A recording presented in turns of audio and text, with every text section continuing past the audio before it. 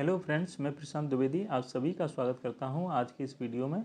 आज की इस वीडियो में हम डिस्कस करेंगे एनसीईआरटी क्लास 5 की ईवीएस बुक के मोस्ट इम्पॉर्टेंट 45 क्वेश्चंस को, जो कि केवीएस पीआरटी एग्ज़ाम के लिए इम्पॉर्टेंट हैं।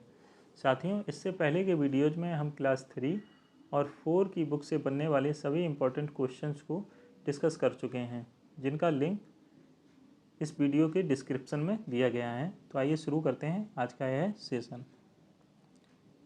कौन सा कीड़ा अपनी मादा को उसकी गंध से कई किलोमीटर दूर से पहचान लेता है? तो रेशम का कीड़ा अपनी मादा को कई किलोमीटर दूर से पहचान लेता है। इसी तरह जब चींटियां चलती हैं तो वह एक विशेष प्रकार का पदार्थ छोड़ती हैं, जिससे पीछे वाली चींटियां आगे वाली चींटियों को फॉलो करती हैं। अगला प्रश्न, मच्छर हमारे शरीर की ओर क्यों आकर्षित होते हैं? तो मच्छर हमारे शरीर की गंध के कारण हमारी ओर आकर्षित होते हैं, विशेषतः पैरों के तलवों की गंध के कारण और शरीर की गर्मी के कारण ये हमारी ओर आकर्षित होते हैं। कई पक्षी अपनी गर्दन बहुत घुमाते हैं, वे ऐसा क्यों करते हैं? क्योंकि ज़्यादातर पक्षियों की आँखों की पुतली घूम नहीं सकती, जिस वजह से वे देखने के लिए अपनी गर्दन को घुमाते हैं। अगला प्रश्न, कौन से पक्षी हमसे 4 गुना ज़्यादा दूर तक देख सकते हैं? चील, बाज और गिद्ध हमसे 4 गुना ज़्यादा दूर तक देख सकते हैं। अगला प्रश्न, रात में जागने वाले जानवरों को प्रत्येक वस्तु किस रंग की दिखाई देती है? तो ज़्यादातर जानवर जो रात में जागते हैं उनको प्रत्येक वस्तु केवल काली और सफ़ेद रंग की ही दिखाई देती है। अगला प्रश्न, मछलियाँ खतरे की चेतावनी एक दूसरे को कैसे देती हैं? तो बिजली तरंगों द्वारा वे एक दूसरे को खतरे की चेतावनी देती हैं। भारत में सुनामी कब आई थी? तो भारत में दिसंबर 2004 में सुनामी आई थी। कौन सा जानवर भालू जैसा दिखता है तथा दिन में 17 घंटे पेड़ों से उल्टा लटक कर सोता है? तो ऐसा स्लॉथ करते हैं। स्लॉथ के बारे में कुछ और भी इम्पोर्टेंट पॉइंट्स हैं जिनको हम यहाँ डिस्कस करने वाले हैं। स्लॉथ लगभग 40 वर्ष के अपने पूरे जीवन में मुश्किल से 8 पेड़ ही घूम पाता है। आपसे इस तरह से भी प्रश्न पूछा जा सकता है कि एक स्लॉथ का पूरा जीवन काल कितने वर्ष का होता है? तो उसका पूरा जीवन काल मात्र 40 वर्ष का होता है और वह पूरे जीवन काल में कितने पेड़ घूम पाता है? मात्र 8 पेड़ ही घूम पाता है। स्लॉथ सप्ताह में एक बार ही शौच के लिए पेड़ से नीचे उतरते हैं। जब यह एक पेड़ के सारे पत्ते खा लेता है तभी दूसरे पेड़ पर जाता है। अगला प्रश्न, गाय, अजगर, जिराफ और बिल्ली इनमें से कौन ज़्यादा देर तक सोता है? तो अजगर, जो कि 18 घंटे तक सोता है। अगला प्रश्न, बाघ अंधेरे में हमसे कितना गुना अच्छा देख सकता है? तो बाघ हमसे 6 गुना अच्छा देख सकता है। बाघ के बारे में और भी इम्पोर्टेंट पॉइंट्स हैं जिनको हम डिस्कस कर लेते हैं। बाघ की मूँछें हवा में हुए कंपन को भांप लेती हैं और उसे शिकार की सही स्थिति का पता चल जाता है। बाघ अपने इलाके में मूत्र करके अपनी गंध छोड़ते हैं, जिससे दूसरे इलाके के बाघ इसके इलाके में प्रवेश नहीं करते हैं। बाघ के गुर्राने की आवाज़ को 3 किलोमीटर दूर से सुना जा सकता है। बाघ हवा से पत्तों के हिलने और शिकार के झाड़ियों में हिलने से हुई आवाज़ के अंतर को पहचान लेता है। अगला प्रश्न, जिम कॉर्बेट नेशनल पार्क कहाँ है? तो यह उत्तराखंड में है। घाना पक्षी विहार कहाँ पर है? यह भरतपुर राजस्थान में है। अगला प्रश्न, सांपों को अपनी बीन की धुनों पर नचाने वाले लोगों को क्या कहा जाता है? तो ऐसे लोगों को कालबेलिया कहा जाता है। अगला प्रश्न, नाग गुम्फन क्या है? तो यह एक प्रकार की डिजाइन है जिसका प्रयोग रंगोली बनाने, कढ़ाई और दीवारों को सजाने के लिए होता है। इस डिजाइन का प्रयोग कहाँ पर किया जाता है? सौराष्ट्र, गुजरात में और दक्षिण भारत में। अगला प्रश्न, किस नृत्य में सांप जैसी मुद्राएं होती हैं? तो सांप जैसी मुद्राएं कालबेलिया में होती हैं। अगला प्रश्न, बीन, तुम्बा, खंजरी और ढोल में से किन्हें सूखी लौकी से बनाया जाता है? तो बीन, तुम्बा और खंजरी को सूखी लौकी से बनाया जाता है, जबकि ढोल को सूखी लौकी से नहीं बनाया जाता। अगला प्रश्न, हमारे देश में कितने प्रकार के जहरीले सांप पाए जाते हैं? तो भारत में केवल 4 प्रकार के ही जहरीले सांप पाए जाते हैं। वे कौन से हैं? नाग, करैत, दोबोइया और अफाई। अगला प्रश्न, सांप के काटने पर कौन सी दवाई दी जाती है? तो सांप के काटने पर सीरम दिया जाता है। और सीरम किससे बनाया जाता है? सीरम सांप के जहर से ही बनाया जाता है। अगला प्रश्न, खिलाड़ी खेलते समय बीच बीच में किसका सेवन करते हैं? तो वे ग्लूकोज का सेवन करते हैं, इससे उन्हें तुरंत एनर्जी मिल जाती है।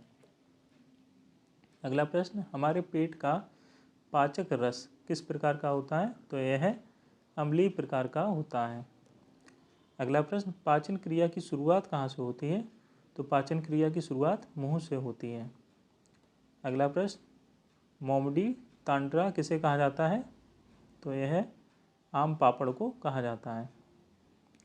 आम पापड़ के बारे में कुछ और भी इम्पोर्टेंट पॉइंट्स हैं जिनको हम डिस्कस कर लेते हैं। आम पापड़ बनाने में लगभग 4 हफ्ते का समय लगता है। आम पापड़ की मोटाई लगभग 4 सेंटीमीटर तथा इसका रंग सुनहरा होता है। इसे बनाते समय आम के रस के बराबर ही इसमें गुड़ व चीनी को मिलाया जाता है।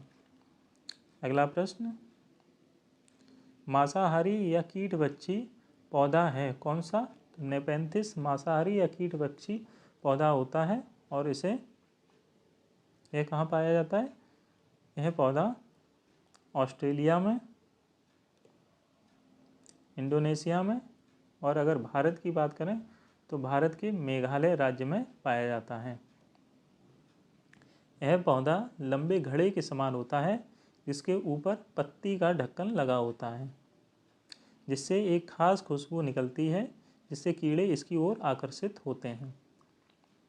अगला प्रश्न, वेलक्रो का निर्माण किसने किया था? तो वेलक्रो का निर्माण जॉर्ज मेस्ट्रल ने किया था और ये स्विट्जरलैंड के निवासी थे। कौन सा पौधा अपने बीजों को दूर तक छिटक देता है? तो सोयाबीन का पौधा अपने बीजों को दूर तक छिटक देता है। निम्न सब्जियां किस देश से भारत में लाई गईं? मिर्च को भारत में दक्षिण अमेरिका से लाया गया। दक्षिण अमेरिका से भारत में लाया कौन था? तो पुर्तगाल के व्यापारी लेकर आए थे। गोभी मटर भारत में कहाँ से आई? तो ये यूरोप से भारत में आई थी। भिंडी अफ्रीका से भारत में लाई गई। इसी तरह भूरी कॉफ़ी को अफ्रीका से भारत में लाया गया था। अगला प्रश्न, गढ़सीसर कहाँ है? गढ़सीसर जैसलमेर राजस्थान में है। गढ़सीसर के बारे में इम्पॉर्टेंट पॉइंट्स को भी देख लेते हैं। यह 650 वर्ष पुरानी झील या तालाब है जिसका निर्माण जैसलमेर के राजा गढ़सी ने करवाया था। इसके दोनों तरफ पक्के घाट, सजे हुए बरामदे, कमरे व बड़े हॉल थे। इसमें बारिश का पानी इकट्ठा होता था तथा इसमें कुल 9 तालाब जुड़े हुए थे। अगला प्रश्न, किस यात्री के लेखों में गढ़सीसर का जिक्र मिलता है? तो अल-बरूनी के लेखों में गढ़सीसर का जिक्र मिलता है और अल-बरूनी उज्बेकिस्तान से भारत में आया था। अगला प्रश्न, सीढ़ीदार कुआं किसे कहा जाता है? तो सीढ़ीदार कुआं बावड़ियों को कहा जाता है।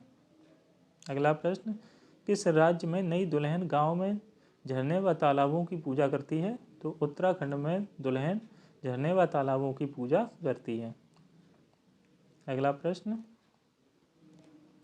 तरुण भारत संघ नाम की संस्था किससे संबंधित है? तो यह पानी के संरक्षण और उसके रखरखाव से संबंधित है।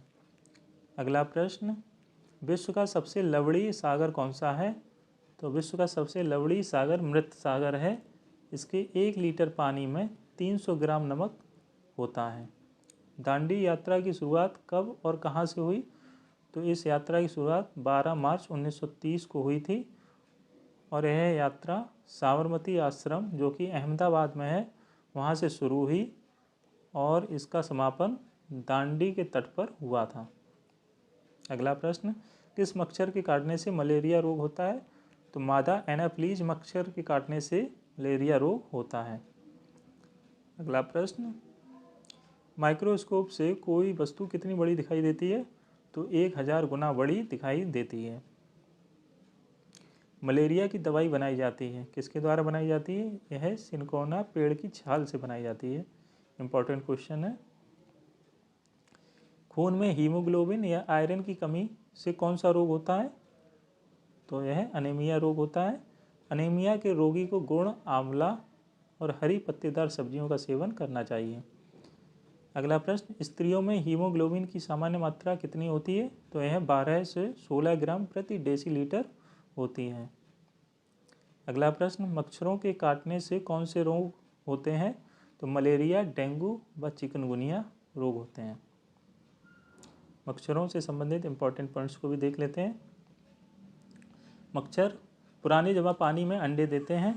इनके लार्वे पतले, छोटे, भूरे रंग के कीड़ों जैसे होते हैं। जलाशयों में मछलियाँ इसलिए डाली जाती हैं क्योंकि वे मच्छर आदि के लार्वों को खा लेती हैं। काई क्या है? एक तरह के छोटे छोटे पौधे ही होते हैं। मलेरिया के जीवाणुओं की खोज किसने की थी? तो रोनाल्ड रोस ने इन जीवाणुओं की खोज की थी। रोनाल्ड रोस को चिकित्सा के क्षेत्र में 1902 में नोबेल पुरस्कार मिला था। इनके पिता भारतीय थल सेना में जनरल थे और इनकी मृत्यु 1905 में हुई थी। अगला प्रश्न, मादा एनाफ्लीज मच्छर का रंग होता है। तो यह किस रंग के होते हैं? यह भूरे रंग के होते हैं तथा इनके पंख छींटदार होते हैं। अगला प्रश्न, मलेरिया नामक रोग अधिकतर किन क्षेत्रों में फैलता है? तो यह बारिश और दलदली क्षेत्रों में फैलता है। कैजियोरिना के पेड़ पाए जाते हैं। तो ये पेड़ आंध्र प्रदेश में पाए जाते हैं। अगला प्रश्न, ठंड लगने के साथ कपकपी व बुखार का आना लक्षण है। यह किसका लक्षण है? यह मलेरिया रोग का लक्षण है। और इस वीडियो का आखिरी प्रश्न, नेहरू इंस्टीट्यूट ऑफ माउंटेनियरिंग कहाँ है? तो यह उत्तराखंड के उत्तरकाशी में है। साथियों, आज का वीडियो यहीं समाप्त होता है। अगर आपको यह वीडियो पसंद आया है तो इस वीडियो को लाइक और शेयर करें तथा इस चैनल को सब्सक्राइब करें। मिलते हैं नेक्स्ट वीडियो में, तब तक के लिए नमस्कार।